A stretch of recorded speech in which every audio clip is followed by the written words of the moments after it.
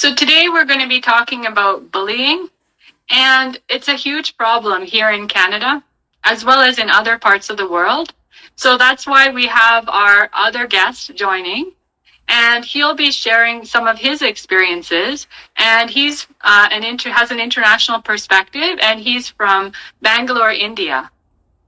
So I'm just waiting for him to join in. In the meantime, I'll tell you a little bit about bullying.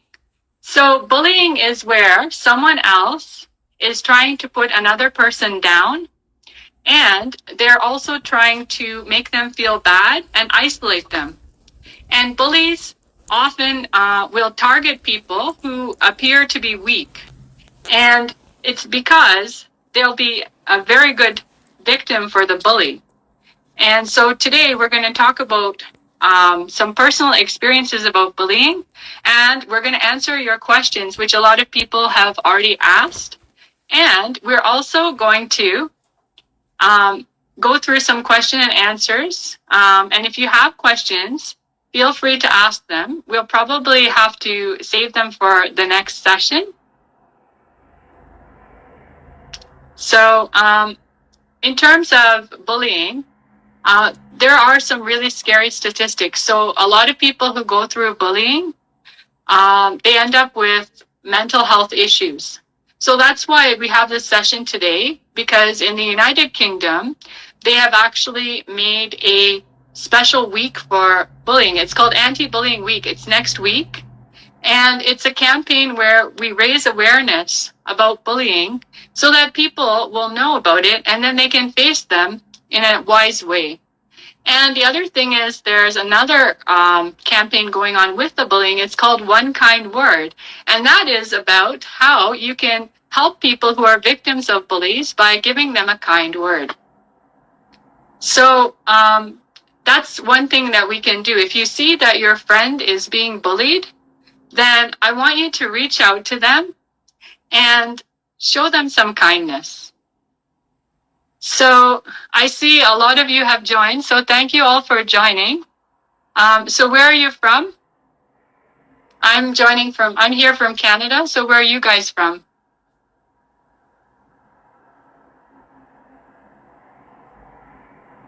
I see some people are here from India. So hi. And so basically, I'm going to start by talking about the statistics of bullying. So in Canada, there's a huge amount of bullying going on. So if you're a parent, the statistics show 50% of parents have been victims of, their children have been victims of bullying. And in addition, there are other people, such as teenagers, which are hugely bullied in Canada. So we would say at least 1 in 3 teenagers in Canada have experienced bullying. And there is a very famous case of bullying in Canada. Her name is Ratea Parsons, I believe. And so she was going to high school, and someone took some of her photos that were sort of private type photos and distributed it to other children. And then she felt so humiliated, and she ended up getting so much bullying by the other peers, and then she took her own life. So this is the reason why we are talking about bullying, because it has impacted people in such a way, it can be life-threatening. Analyst, and he also has a lot of experience with parenting, and he's an entrepreneur as well. So today we are fortunate to have him join us, so we can get the international perspective. I have the Canadian perspective, and he's from Bangalore, India. So he's going to share his perspective. So hi, Gururaj. Hi. So tell me about your experience with bullying. I want you to share it with others, and then they can learn a lot. And we're going to talk about solutions at the end, guys. So please wait till the end to understand the solutions, what you can do with this bullying problem. Okay. So first of all, hi everybody. So I would like to share some close experience which happens normally in India, as well as I think the same thing happens in other countries also. So the situation, I'll just explain a situation or a story where how the bullying happens actually, how the child or the person suffers actually, especially girls in this case. So what will happen is a parent, like initially he's a college person, like in our ages actually, maybe now I am around 45, 47. So in my childhood, I might have gone through this bullying, or I might not have gone through this bullying. But at that time, we were not aware what is bullying actually. During those ages, actually everything, like we had a joint family, like we had a very good family life. And as for my knowledge, I didn't come across any experience of getting bullied. Okay, so same way my wife, and in those ages, like we used to be like we were not knowing that what is bullying. Okay, so then we completed our college, we got married, and we are still very happy. And we were not aware of any bullying. This word is there itself. We were not knowing. So then we got a child. We were happy, and we were working. We had parents. So, but we both parent and wife used to go to office, because city life we have to earn. So we have to go to office, and we have to spend a lot of time, daytime in office actually. So morning if we go, and evening we come back. So my parents, like a grandfather and grandmother, used to take care of my child, or our children. In India, normally grandfather and grandmother takes care of the children, and the child also grows happily for some age. And after some age, the parent cannot be there with us all the time, because they, due to age, they may feel sick, or they may be there or may not be there. So then the rest of the life, the child has to grow by its own, or we have to give the responsibility of our children, like with a governance or daycare, or we have to believe somebody in our house, within the family, and we have to leave them. So most of the daytime, a precious time of the childhood time, is spent alone in these generations. In earlier generation, we had a joint family, so we all used to live together. But nowadays, it's a discrete family. Like we used to stay in a different, every household, every father, mother, child, one family, one house, one separate house. So this has become a culture now. So we are indirectly dependent on few things. The children, how the children has to be brought up. So that awareness also is very less to us. Like as I told you, as a parent, most of the parent will not be knowing that, okay, we might be giving, in our house, like my child might get bullied by somebody else. So that awareness, or we will never think about that actually. Most of the cases, we always think that everything goes normally and everything is taken care. Like when we leave our child to a daycare, we think that, okay, that is fixed. The issue is fixed. We can go to office happily. So this is what we think, and we forget everything, and we continue in our office world. So then finally, one fine day, we start. We'll realize that, okay, there is something wrong in our child. That is, after any situation happens, we realize that these things happened in our life. Then then it will be too late also sometimes. So then we understand that, okay, entire thing, when we start understanding, first thing is digesting that situation itself will take us a long time, because we were not aware of such things actually. Then only we'll understand that, okay, bullying is happening with somebody in our family.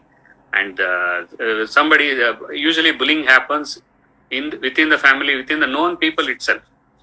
We cannot believe that such person has bullied our child. that will be very digesting that itself will takes a long time. So I always suggest that for a younger generation, before they at the time of marriage itself, they should be aware of various types of bullying actually, so that when they go get along with the child or this one, they will take proper action like in advance, so that these things cannot happen. Okay, that is one point. Second one is after we come to know that our child is already suffered, then first of all we should be aware that what is bullying, and we should have a knowledge, because we cannot counsel our child actually, because we are also experienced for the first time. So that is a very difficult situation if that happens. So the best thing is in advance, like for a younger generation, what I am trying to tell is get the knowledge of various types of bullying that may happen or may in your life also. There are various case studies are there in Google. We can go through and we can understand that, and we can be prepared. Second one is we have to pay very good attention nowadays various companies are offering work from home, and to take care of their family they are giving sufficient time. That is good, but we have to pay very good daytime, like a childhood time with our children, so that we can give a good culture to our child, not only for boys and girls, but also for boys. So both of them are equally important for us. Okay, and another problem is with the child. If it is a girl child, the another sad thing is even the girl child expresses. We always tend to tell the girl that, okay, why you should have gone in that street? You shouldn't have gone. Why have you gone so late? So we will start questioning them, so it suppresses their confidence. So when such complaint comes from our child, immediately we have to pay attention, we have to support them, and we have to start building them, providing them very good confidence in their mind, so that they can face any such situations in future. Okay, so that's really helpful. I really appreciate it. I wanted to zoom in a little bit. I really appreciate the points you made. Number one, that people are very busy nowadays. It's a busy life in India and all over the world in cities. It's a pressure to earn money and survive, really. And so both parents are working and the child is there. So we have to have this awareness that the children are at risk. And then we have to build a really close bond with them so they can openly communicate with us. And if something is wrong in their life, then they can report it to us. So we have to be almost like a friend, not like the traditional model of parenting. Yeah. We more have to be friendly with the kids and have a high index of awareness about this. And the other thing I wanted to ask you also is, what are some of the signs and symptoms you noticed in that cases of bullying? Like, what did you notice in the child? So this is important for everyone. Like, it doesn't have to be parents. Like, let's say you have friends who are younger, or you have a sibling who's younger. So listen to these signs of bullying. So what are the signs? So the main, it's initially what will happen is you will never come to know. You will not see any signs. Okay. That is one hidden danger actually. You will feel that, okay, everything is going normal. Mm-hmm. There is no. Okay.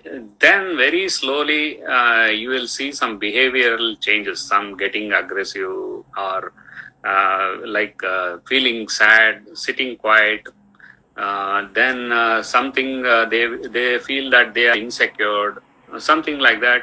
And if some child will tell something to us, and some child will always try to be in front of, whenever we meet them, they feel that we feel that, okay, that child is over possessed, or they will start taking our attention. Actually. Oh, so they're very clingy. Yeah. So those kind of behaviors you will start observing. Oh, so their confidence is not like before. They feel like they're very timid. The child is it's very fresh to the world, no? Like initially when it is very small, it will be very innocent. Then a layer after the layer, it will be the a maturity layer. No, it will be coming. But it's especially in the teenagers, they suffer a lot. Actually, they first thing is they don't know that they are getting bullied. Okay. Second one is they are very curious. It's a curious age actually. So something mistake. If somebody somebody will be trying to blackmail them. Like if you tell somebody, then I will do like this, or if you tell somebody, I will upload this video to social media. If you tell somebody, I will kill your parents. Something like that. They will threaten. Okay. That's a good point you made. So for our audience, like the key point he's making is that this bullying, it actually operates under a veil of secrecy. And the bully will actually threaten the child, or it could be a teen or any age group. And they will create this type of false threat to make the person not report it to someone. So as soon as the person who is being bullied, the victim, as soon as they report it to someone, then they're no longer helpless. So that's why we're raising the awareness, because the bullies will make the victim feel like they cannot tell anyone. And that's the worst part, isn't it? Yeah. So the child, it's a teenager. Actually, the maturity levels, the thinking levels are low in that area, in that age. The confidence level also is low. So it does get suppressed. Actually, like suffering will be there. The child continues to suffer, and also it continues to hide the problems to their parents or to their if it goes on for further this one, the child feels loses the confidence to the entire world actually. So it even starts doubting the parents also, because whether if I tell him whether he will take care of me, that kind of doubt also will start arising in the child's mind or the person getting bullied, so especially in teenagers. In the age of 18, 16, 17, 14, 16, after 11 actually. After 6 also. So these children are very dangerous actually. These teenagers and children are experimenting, because that's what it's like, you're growing up. So they're trying all kinds of new things. So they're not sure of themselves. And then people take advantage of this. And so the concerning part is that often there are no symptoms of bullying initially, until it gets to a point where the victim's confidence has been eroded, and at that point, you noted that the person can be withdrawn, they can be appear very timid, they can be clingy, they can be acting a little bit unusual, as if they're hiding something. So all of these things are possible symptoms of bullying. So then, if you're suspecting somebody is is being bullied, how would you approach it? Because, with your experience. So the time when we know all these symptoms, sometimes it will be too late also. Initially, during the course of time, we will not be knowing this. Because everything will normal actually. So the idea is how to arrest this in the first place itself. So this is the very important point. How to arrest this in the first place, so that it never happens. Okay, that is one question. Second question is, once you notice this symptom, so then what has to be, what corrective action you have to do, what preventive action you have to do. And I'm just going to jump in. I'm going to jump in. That's a really good point you made about how do we stop it, as a very crucial point, because some bullies actually are dangerous. So it can be in Canada, we noticed this. So if the person goes directly and faces them directly, those ones can retaliate directly. So it can be harmful to approach it directly. You have to approach it wisely. So what do you, so continue, sorry, go ahead. Yeah. So once we come to know these symptoms, it will be too late, and it's a very difficult task for a parent or any counselor to get rid of the mental shock or mental illness, whatever damage happened to the confidence level of the child or any person. So we have to be with them for a longer time. Like we have to spend more time with them. We have to bring them back all the confidence which is lost. Right. And we have to ensure them that they are totally protected with under you, and you have to put them lots of confidence instead of blaming them. You should not blame them. That is the first point. Okay. I feel. So the first step is to create a safe space for them. So they're feeling very unsafe. So if you feel they're bullied, then try to help them to relax and feel comfortable and trust you. Yeah. So we should not blame them. Instead of that, we have to give them full confidence that, okay, it has happened, something like that.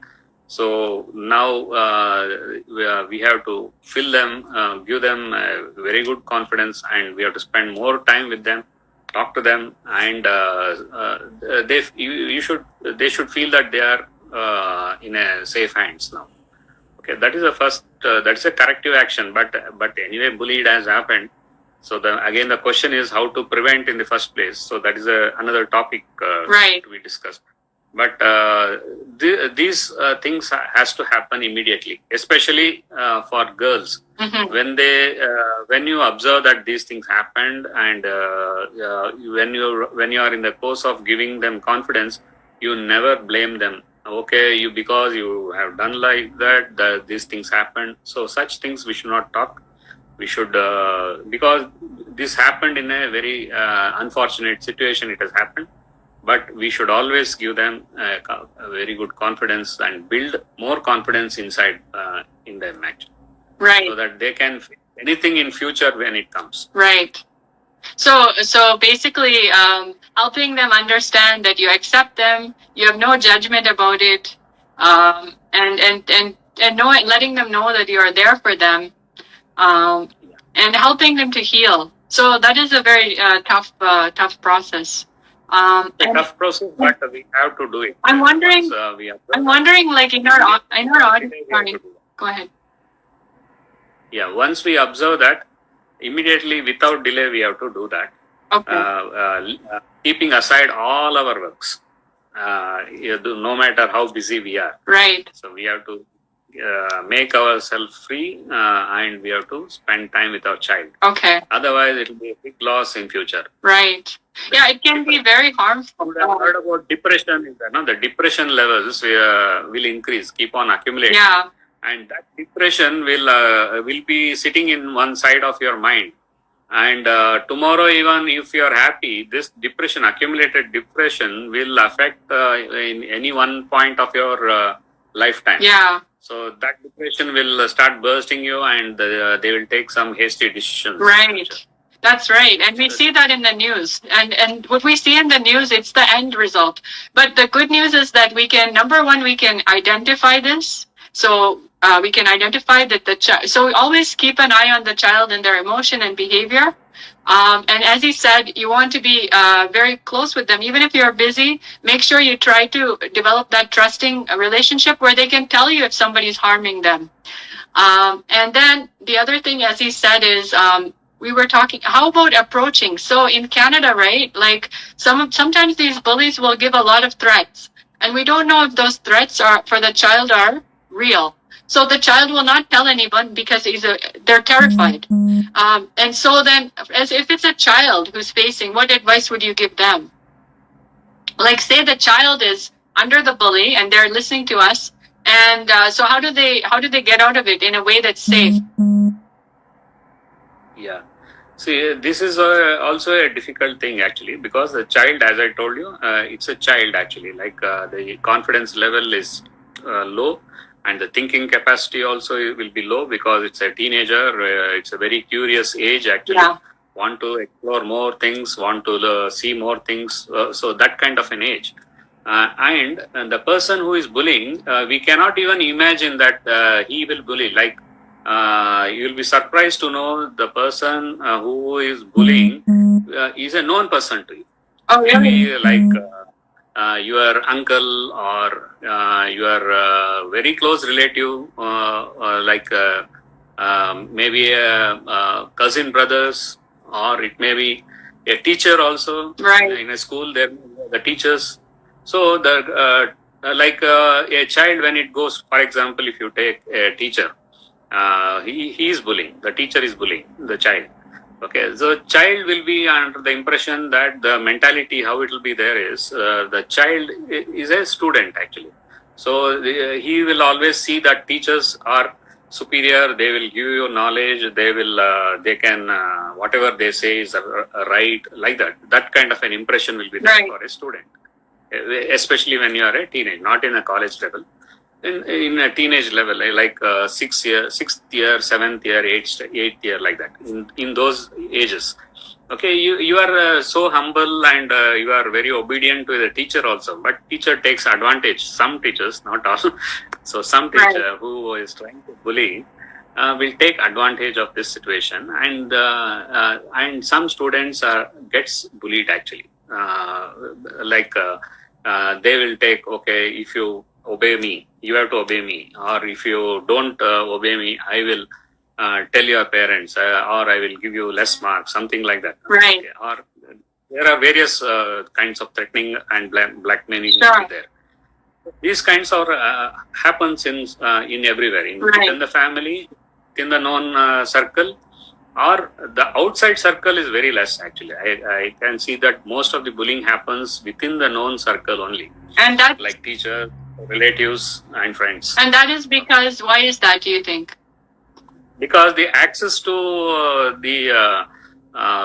to each other is easy actually in those cases.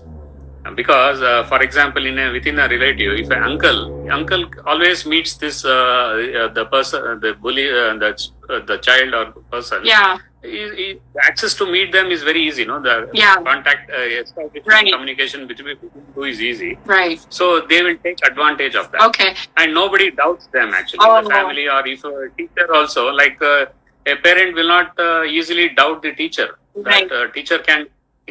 And if teacher can do, nobody will imagine that, okay, even the teacher also can bully. So that's a difficult. So they want to take advantage of this. So they're in a trust position. So anybody who is in a trust position, it could be like here they have sports. So the sports coach. So all these people who are in the trust position, and they have a lot of contact with the child. So we always have to, look at it, in a way we don't trust, but at the same time we trust, but we have safeguards. And I guess as you said, the communication is so important. So to keep that closeness with the child or whoever it is, and make the ongoing dialogue, like, okay, you went to the dance class, so how did it go? And make sure they tell you. That way you can detect what's going on. Otherwise, it's very hard.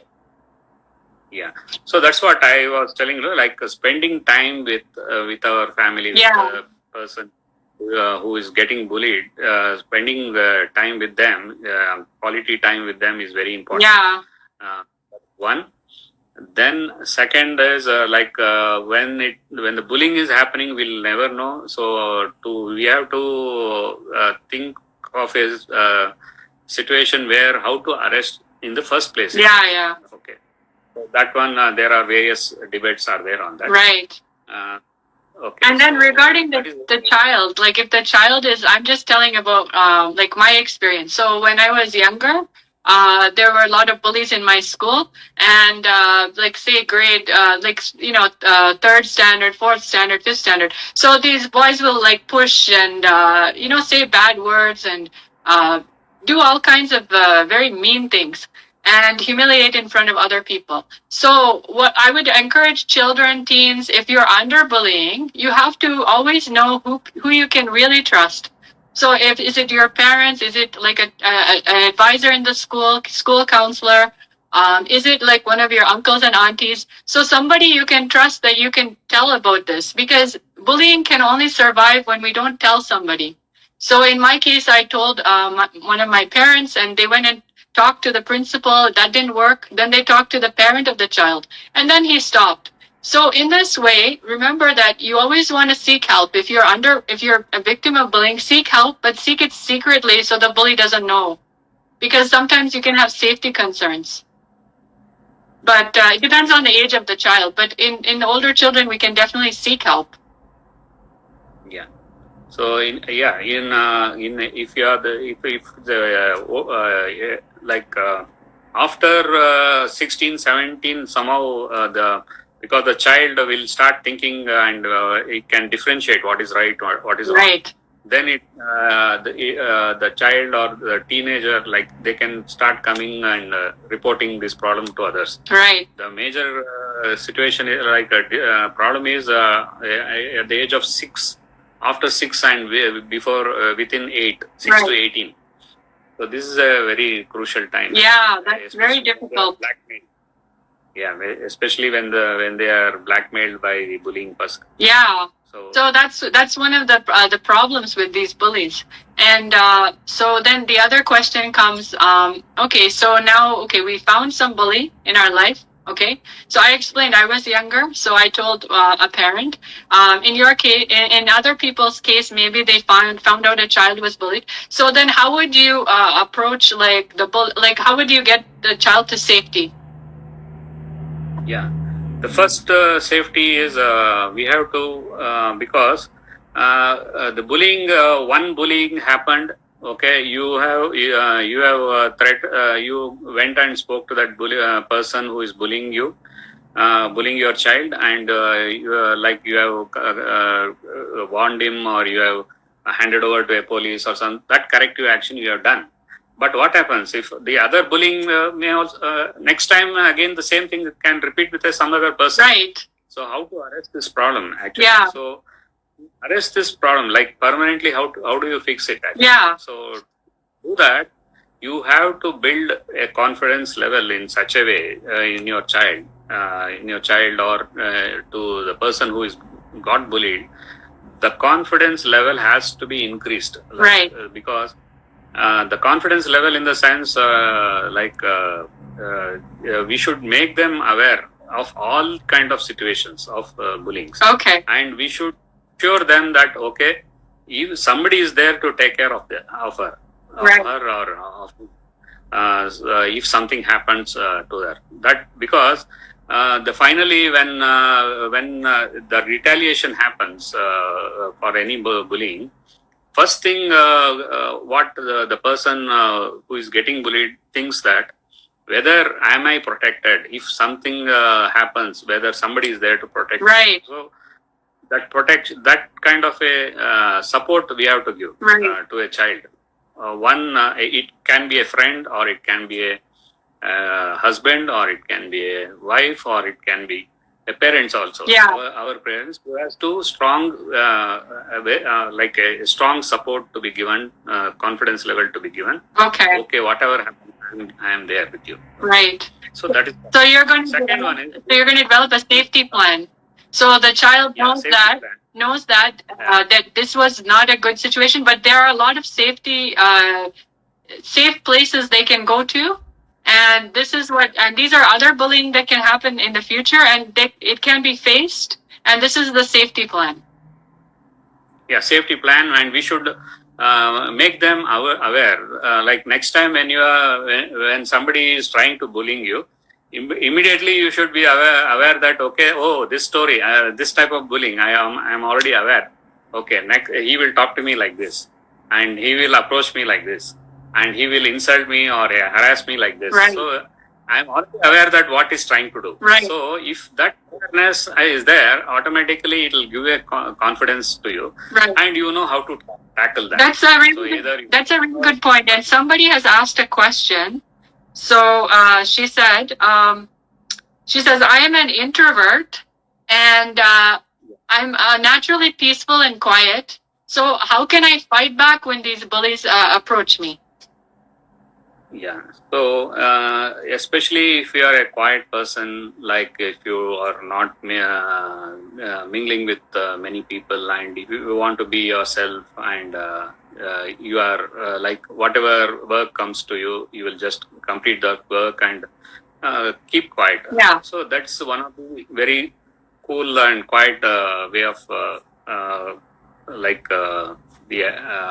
mindset. Yeah. So the people getting bullied, the chance of getting bullied is more in this case. Right. Okay. And So why is that? That another person asked that question. Why is it that introverts and quiet people are more likely to get bullied?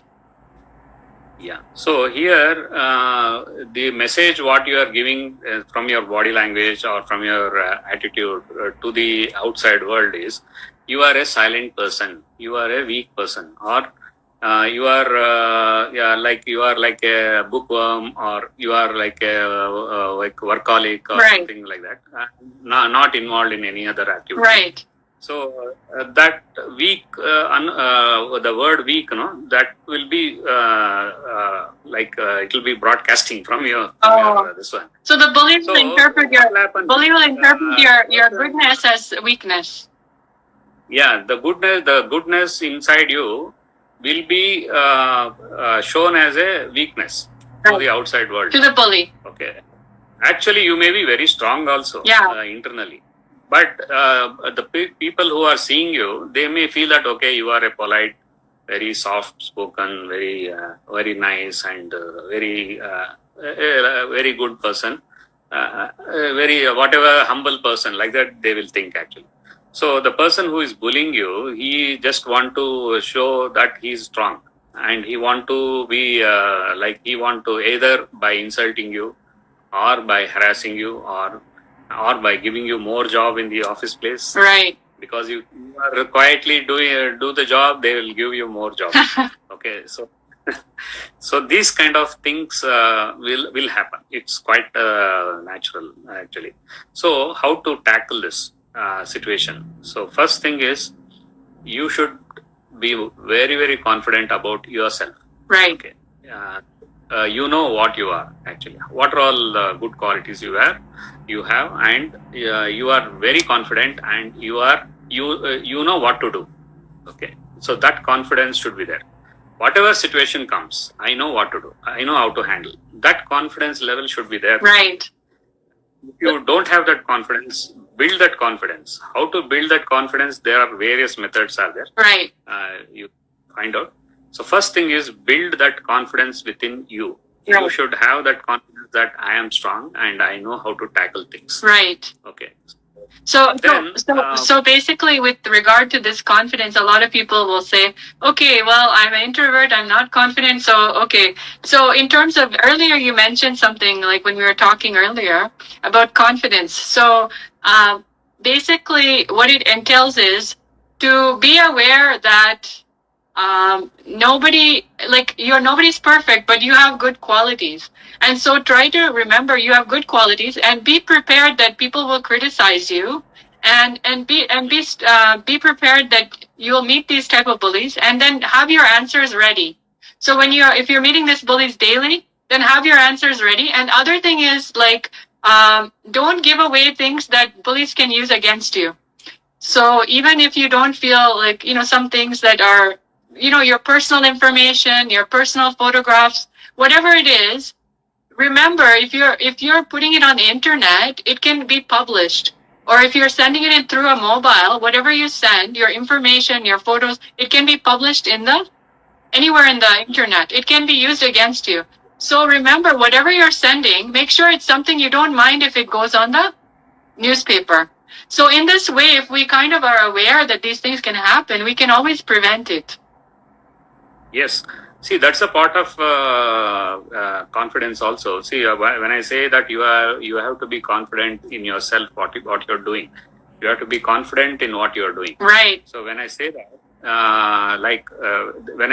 it means that, like, for example, you have taken some pictures of yourself, and you would have your mobile, and you would have uploaded, or your mobile might have hacked by somebody else, and he would have misused that photograph, and he might be blackmailing you. Okay, so the confidence here itself, the confidence will come, the picture. Like when you know that what you have done, first thing is you should that you have not done anything wrong. So that confidence is always there with you. And if somebody is trying to misuse that, or by editing your photograph and threatening to upload your photograph to social media like that, then because since you are very confident within you, you should know that okay, this is a bullying, something blackmailing is happening to me, and the situation will be like this in future. If I bend, like if I go as per his words, then this will be the situation. It will be a worse situation than what it is now. Right. So instead of that, let me be more stronger. Right. Let me go in reverse direction. Right. Okay. So whatever happens, let us see later. But let me do in a correct way itself. Right. So either you threaten him back. If it is a crime, you identify the mistake. What type of bullying it is, identify that. And there is for each and every type of bullying, there are various actions are there nowadays. So for a cyber crime or for blackmailing, there is a criminal offense is there. Right. So you be aware of like you get to know if it's all available in Google. Actually. Right. Just Google, you will find out. So what you're saying? Sorry, what you're saying is go to the authorities if need be. Be aware of your rights. Be aware that there are laws about this. Be aware that it's not okay that they're doing this, because sometimes they'll do it in a very subtle way. So be aware it's not okay and that you have options. And the other thing is, even if you don't have options, like for example, one lady in Canada, her husband, she separated, and then he took some he put a camera in the bathroom and took some video and sent to her relatives back home. Yeah. And the thing is, it's not okay, number one. And number two, she realized we have to. So if you're not in fault, accept it. The thing is, don't give the other person power over you to make you feel bad when you did nothing wrong. So like what you said. Yeah, you should not yield to any kind of blackmailing. Yeah. When you observe that okay, something I am perfect and somebody is misusing my activities, my this one. Then when you are confident that you are perfect, you have not done anything, then you can always stand up and you can say that okay, whatever you want you can do, but this is my stand, and take definitely action. I will not allow you to repeat that with anybody else. Right. Okay, that type of confidence and courage has to be there. Right. Okay, but there are many people. I know a few people. Even that confidence level is not there because they are so polite and they're so soft. They don't have a courage to stand up and say that, okay, this thing I can do that, because they don't have that confidence itself. Yeah. That I can fight back. Yeah. And if that's the case, if you don't have the confidence, then what you need to do is be aware, number one, that obviously you're in the right. And number two, if they're threatening you, then you can always speak to someone who is trustworthy. So it could be a counselor, it could be somebody in the in the police system. It could be your relative who you trust, who will not defame you. So in this way, you can speak, or a friend, you can speak to someone. And when you speak to someone who is trustworthy, then you'll be able to regain your confidence, and the bully won't be able to do anything. Yeah. So my advice to the people who are less confident, who feel that they are getting bullied and I am helpless. Right. Like I am unable to take any action other than to just follow the bullying words actually. So for them, especially for them, what I would like to say is, so when you are into that situation, like when you feel that you are helpless and nobody is there to support you, the first thing is just keep 2 steps back and just keep quiet. Don't take any action immediately. Just stay calm. Think what type of situation it is. What is the situation you are undergoing? Think calmly, because if you are into excitement or if you are into some kind of nervousness, then you will lose your mind actually. Okay, and you will take some hasty decisions. So instead of that, go 2 steps back and sit calmly and think what is happening, what has happened. Take a flashback of the entire situation, and slowly you build a confidence in you, very slowly. Okay, what the worst case will happen. Worst case, nothing will happen actually. Right. Okay. The worst case, nothing will happen. So then why I should worry? So what are all the remedies? So first thing is identify your nearest people who you have a confidence with them, like who you can believe. First thing is go and approach them and express your problem. The person should be very reliable to you. Or if you don't have any person like that who is whom you think that you are reliable, okay, you can do it by yourself. Go to an external agency who is not related to you, so that even he will not be. He's a stranger for you, and you are a stranger for them. Right. So when you both communicate together, then you will get some solution. Right. Like a police department or a social activity worker. Right. He should be a stranger for you, and he also should be like you both should be strangers. Right. So those kind of things, you have a negotiation. Right. Discuss with problem, and you will automatically start getting confidence. Right. So in Canada, they have in other countries also, they have, if you go online, there is a bullying helpline. There's a kids helpline here in Canada. I'm sure in Bangalore you have different NGOs that can help. These NGOs are good. Like some of them are very well reputed. So if you can just go online and check, I'm sure they can find resources. Yes. But they do need to get support, because the techniquing with the bully is that they feel powerless, so they try to make the other powerless. And what they do is they try to cut off all the support systems of the person. And that's what their technique entails. Because they know if anybody knows about this, so they will definitely call the bully out. So bullies operate in secrecy. So when you break the secrecy, then the bully becomes disempowered. And you can get back your power. So that has to come out from yourself. Like when anybody is getting bullied, just think back and think the situation, get the confidence level, and do like contact to a known person. Right. Or a reliable. And then that other person was asking about, she's an introvert, she's peaceful, and these people are like bullying and they're loud, and she doesn't feel like striking back. And so she was asking, what would your approach be in that situation if somebody was like that? Yeah. So once, as I told you, first thing is you should be very confident.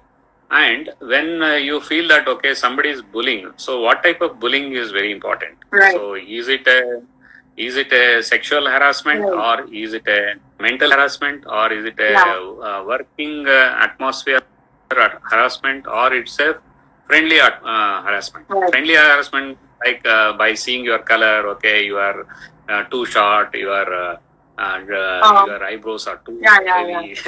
So is that kind of a friendly those kind of harassment. Right. So it depends on action depends on the types of bullying.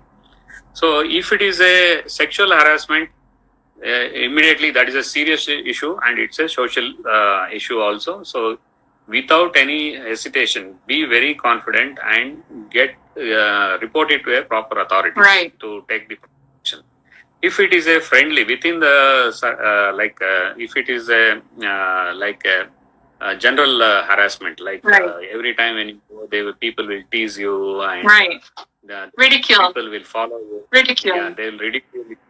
In those cases, the most important thing is you should be very confident, and you should feel that you are very strong.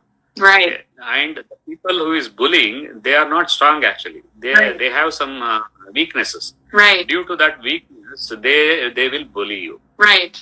Okay. So because basically, you see that's a really good point. You said basically okay, this happens a lot. Like it happens in the workplace also. I know in one organization where I worked, it happened. And so these people, they feel insecure, okay? So they'll try and ridicule you in front of other people because then they feel strong, okay? But actually they're extremely weak. So the first they are thing weak actually. the first thing we have to understand is they're in some type of pain. Like this one person, he used to bully all the women people in the profession, and he used to say such awful things. And the reason is because somewhere he feels insecure. He feels he's not up to the mark. So he's trying to pull the others down. So he's in pain. So we have to remember they're in pain. Number one. And then number two is, if somebody is in pain, then it doesn't help us to hurt ourselves. Nothing is wrong with us. So remember, nothing is wrong with you. It's wrong with them. They're in pain.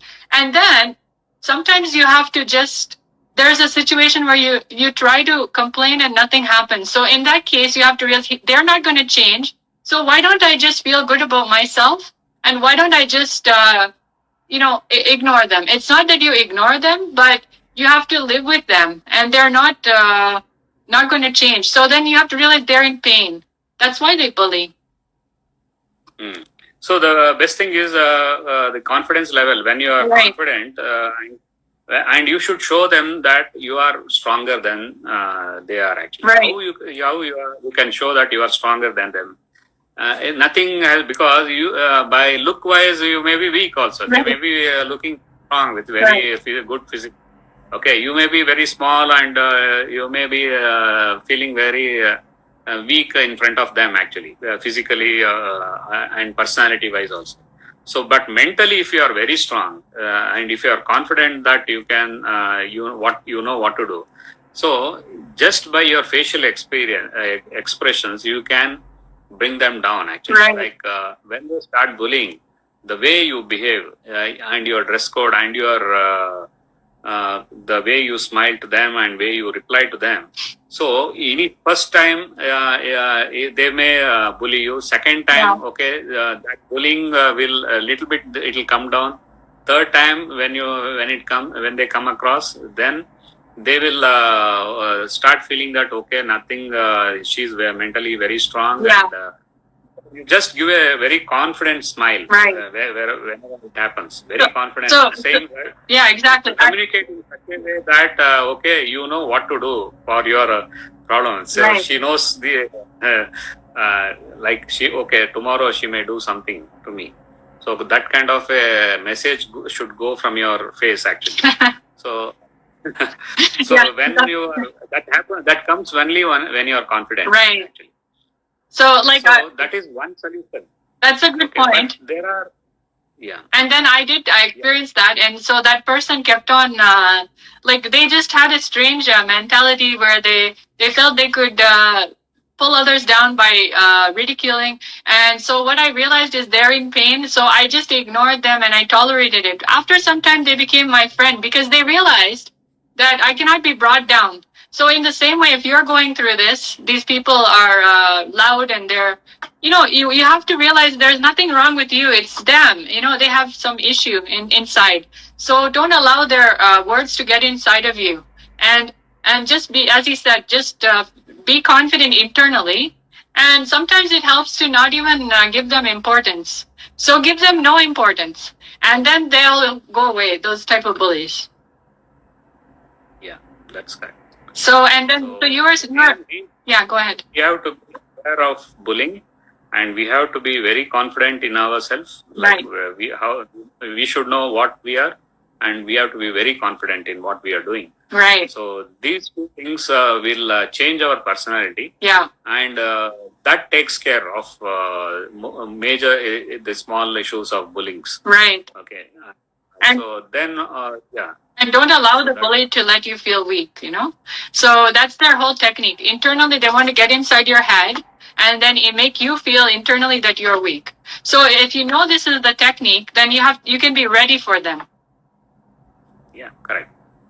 So that confidence is right. And you were mentioning about prevention of bullying. So we are kind of we're getting towards the end of our session. So what sort of tips would you give parents as well as teenagers? Because a lot of teenagers are watching. So what tips would you give them to prevent this? Yeah. See, the first thing, tips what I give you is, first it is social.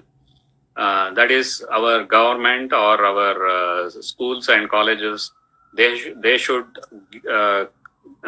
come out with a subject like bullying subject. Okay, nowadays most of the institutions are coming out like in the young age itself, like in their first or second standard, in the first when they are around the fifth or sixth age limit.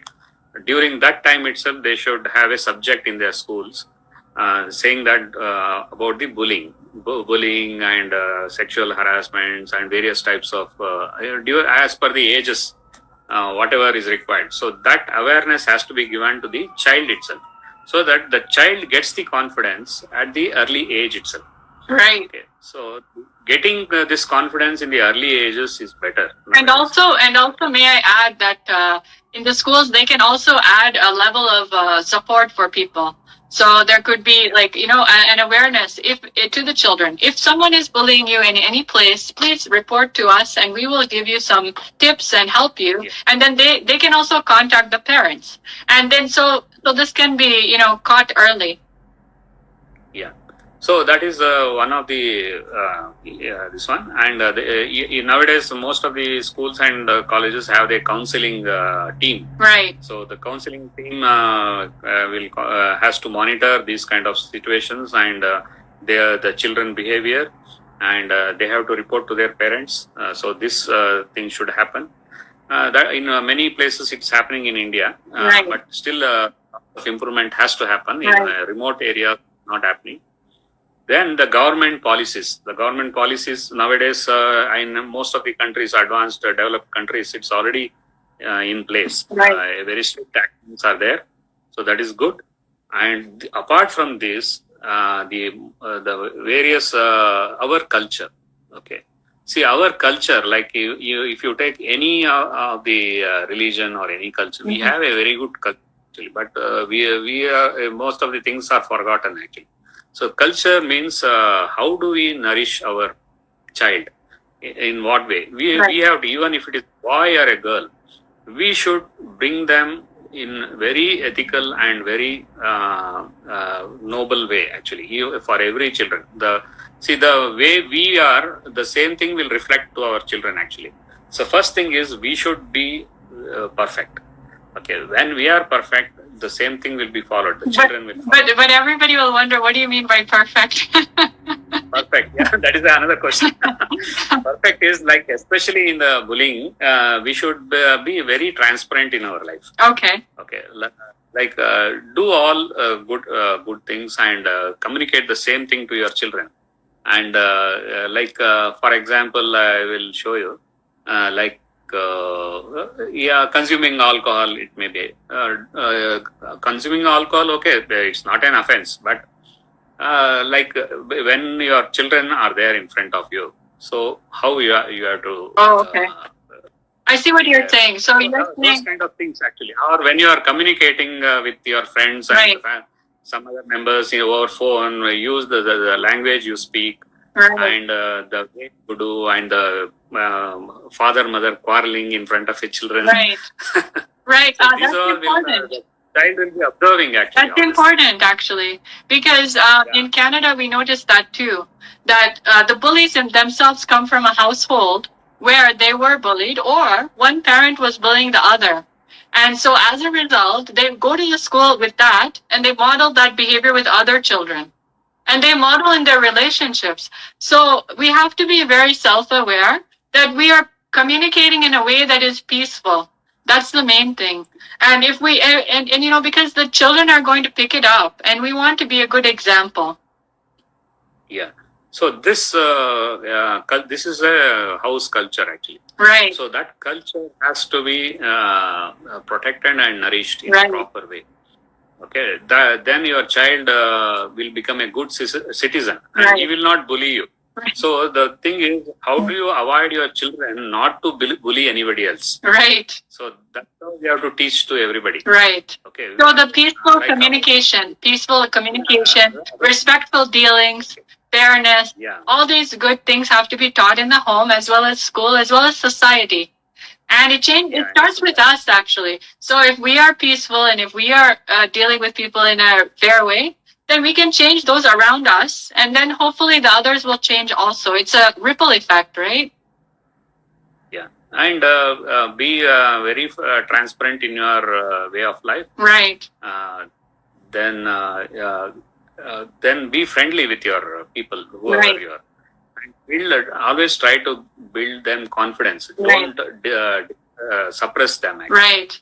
So any issues comes, first thing is you have to build them confidence. Right. Don't try to press, okay, because you have done like that, it happened like that. Right. Don't start the word like that. Right. Okay. So that is something like important you mentioned, because in many cultures their parents are very strict, and so while it's a style of parenting, it can be it can cause bullying, because the child will be so scared they cannot talk to the parent, and then the bully will take advantage. So that we have to change, even though in the olden days it used to work, but in modern times we have to be more open.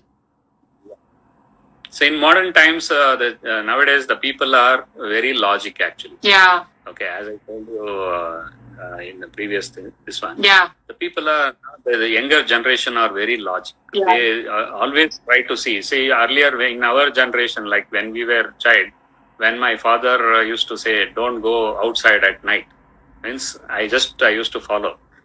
Okay, my father told me not to go outside at night. I am not going. But now in this generation, the people will logically think, why I should not go? Why he is telling like that? What is the logic behind? Because everybody is going, there are street lights, everything, they are playing, why I should not go?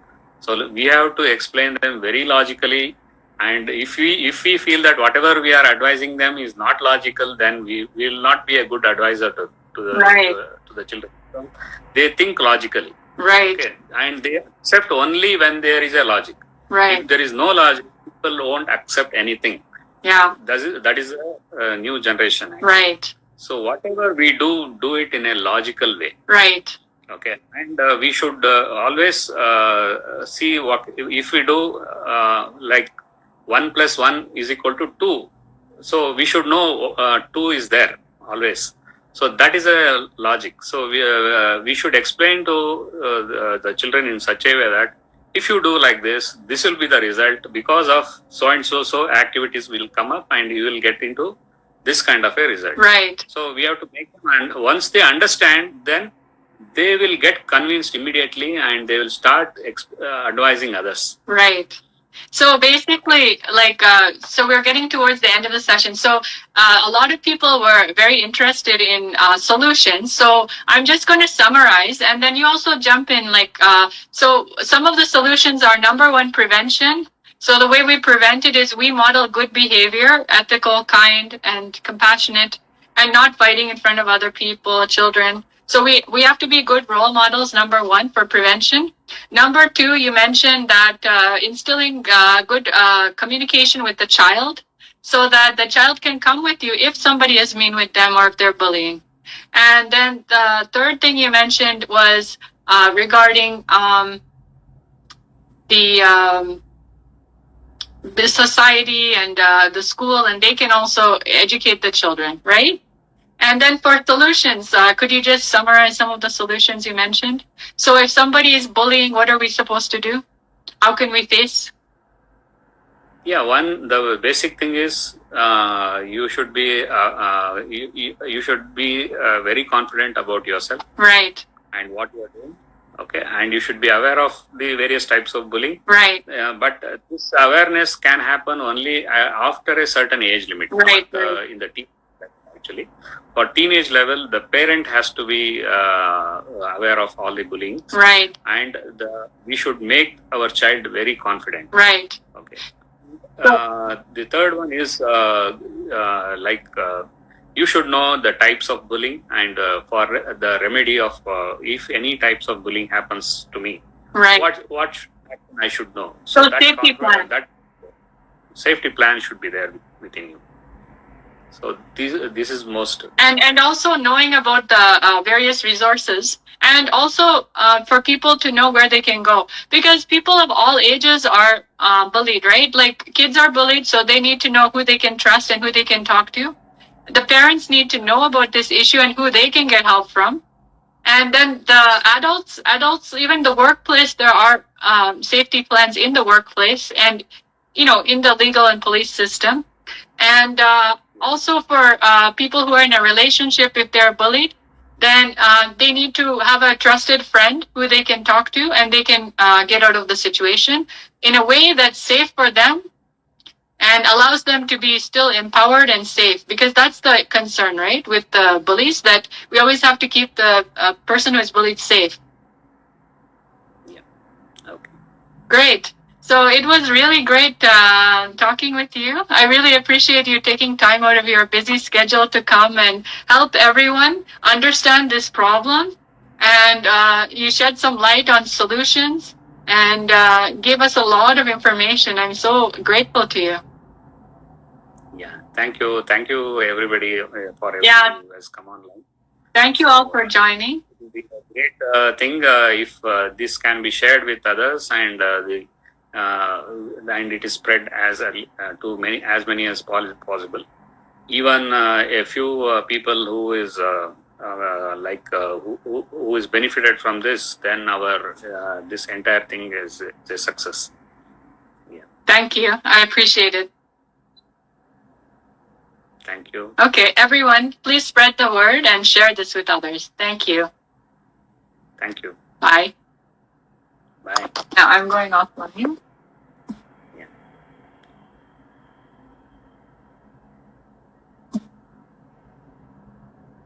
Hi, it's Dr. Shanti Rao, and welcome to Blissful Mind, Peaceful Life, where we discuss creative solutions to everyday problems. So hi, Sarah. So what's your question today? All right, so I just want to ask, how can we be a little bit more kind in our lives to other people, to ourselves? Sure, that's a really good question. So how and why should we be kind, right? So the thing is, kindness carries a ton of benefits in terms of your health. And every time you do a kind act, you actually secrete a hormone in your body and it gives you a helper's high, similar to morphine. So if you do multiple kind acts throughout the day, you can have all these extra highs. So there's a happy drug. So there's a helper's high that you get out of it. And the other thing is you get to connect with other people on a really deep level when you do something kind for them. And you actually start a tsunami of kindness, a little wave of your kindness. Actually, like say if you smile at someone, then they're going to smile at like 10 other people. And then those 10 other people will smile at 10 other people. So we actually change the world by being kind. So it has huge health benefits. And so yeah, and in terms of, tell me about your experience with kindness. Well, I think people think that it can be really hard to be kind, and they think that it can only involve big grand gestures and that it has to be very complicated. The truth is, you can be kindness in the simplest of ways. Yeah. It doesn't need to take a lot of effort. It doesn't need to cost a lot of money. You can be kind by opening the door for someone who's struggling to hold the door open. You can, listen to someone who's feeling down and cheer them up by telling them a few jokes. That's really good. You can donate your time by, helping some charitable cause. It doesn't need to take a lot of effort or even money to help people to be kind. It's Dr. Shanti Rao, and welcome to Blissful Mind, Peaceful Life, where we discuss practical solutions to everyday problems. So hi, Sarah. Hi, doctor. So what is your question or what did you want to talk about today? All right, so when we were talking about grief, you asked me if I had a personal experience, Sure. and I actually do. Oh, so I'd love it if you could share that with us. My brother Ali, he died a few years ago, and at first, when he got sick, nobody in the family was, of course, like, we were obviously worried for him, and we tried our best to help him out. And when he got sick and he went into a coma, we wanted to have, like, hope that he was gonna still, like, get through it, right? Yeah. But then came the time, like, we realized, things aren't looking so great. And then came the day that he died, and I just had this horrible feeling before anyone told me anything. Yeah. I just could not stop crying. And I knew something bad had happened, and I didn't want to admit it to myself. Like, I had a feeling that he was gone, but I just didn't want to admit it to myself, because I thought if I admitted it to myself that I'd giving up on him. But in truth, if you acknowledge the fact that someone is gonna die, and if maybe that's better for them, if they're not gonna suffer anymore, that's not giving up on that person, because this is just the fact of life. Right. You know, we come and we go. Everyone's gonna go through this. Everyone's gonna die someday. Right. So you're not giving up on someone if you acknowledge the reality and the truth that, you know, this person's gonna die, and maybe it's better for them to die, because they won't be suffering anymore. So I had to acknowledge that, and I had to come to terms with the fact that my brother was gone, you know? And what made me so upset too, and what I still am upset about, is that, you know, he went at such a young age. He was 24. I'm 24 now. I didn't have much time to like grow with him and see all of the things that he could have done in life, like get married and have children. But I do remember all of the wonderful things that he left. He was very compassionate. He was very kind. He was generous. He was understanding. He was a very easygoing person. And he was the type of person who would laugh. Like, if you were freaking out over something, like, very small and insignificant, he would be, like, the type of person, he'd laugh and be like, oh, you're worrying over nothing. And he was right most of the time. And he had a really great sense of humor. He made fun of everyone. He poked fun at himself. He knew how to laugh. He made everyone smile. That's what he loved to do. And all of those good things, that's what I try to remember about him. I don't think about the fact that he died. Like, it's not a bad thing. What I think about is that I got an opportunity to have him in my life. And I learned from him, and so many good things, and I know this might sound bad, but good things came from his death, because we all learned, my family and his fiance, like, she learned we learned how to appreciate life more. Right. We appreciated him more. We started to like appreciate all of the really great things that he did, and not that we didn't appreciate him when he was alive, but we just saw it even more when he was gone. But we learned to appreciate life, and we learned to appreciate the fact that it's okay for him to be gone, because he lives on through our memory, right? And we always remember him. We bring him up all the time. And the thing is, if we truly are compassionate, if we truly love him, we wouldn't want him to be alive and be suffering, right? We also have to think, you know, sure, we're gonna be sad, we're gonna miss him, but I don't want to think about just me. Is the price of me missing him greater than his suffering if he were to be alive still? Because I know that if he were to be alive, and he would have likely been paralyzed, and I know that he would be so uncomfortable, and he would feel like a burden on his family if he were alive, and he'd be suffering, because he loved life. He was active. He loved to go out and have fun and explore. And he would not be happy being in a wheelchair, being paralyzed, and having someone take care of him. He would feel like a burden. Yeah. And if peace comes with his death, then that makes me happy. I don't want to be selfish and say I want him to be alive because I don't want to miss him. So that's where the compassion comes in. I learned how to be more compassionate, and then I can also understand how other people feel. It makes me aware of other people's pain, and it makes me feel so much more appreciative of life, and I can understand more. Like, I can understand people more, where they're coming from, because I really felt that deep grief, and I know what pain feels like. So it makes me it opens my heart, opens my eyes to the experiences that so many people have had. And I'm grateful for that. I'm not saying that his dying was a good thing, but so many good things came of it. Like, his partner, she was not on the best track in life, and because of his death, her whole life changed, and she wanted to live a good life, and she changed life for the better. We learned how to live a better life. We were more appreciative, we're more thankful. We learned how to deal with grief and turn it into something positive.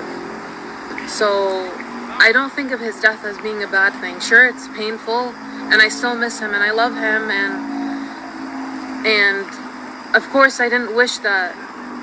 If I could have learned all these lessons without him having to die, like, sure, but if that's what it takes, then I accept it. And I'm happy at least that I had him in my life. And I'm just happy that for those 24 years I got to live with him. It's better 24 years than no years. So that's how I think of it. Before I let the grief like destroy me, and a lot of my life, like I was just sad and crying all the time, and I couldn't handle the pain, and my life kind of like was on hold for a little bit.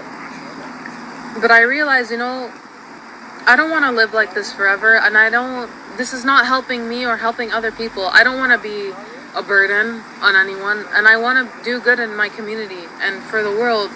I'm not being helpful when I just sit and cry all the time, I wanted to make an effort, to be a better person, and I learned that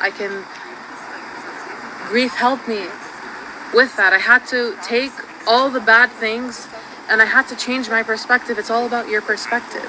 It's all about how you look at things. You can go through horrible, horrible experiences and still come out winning on the other side.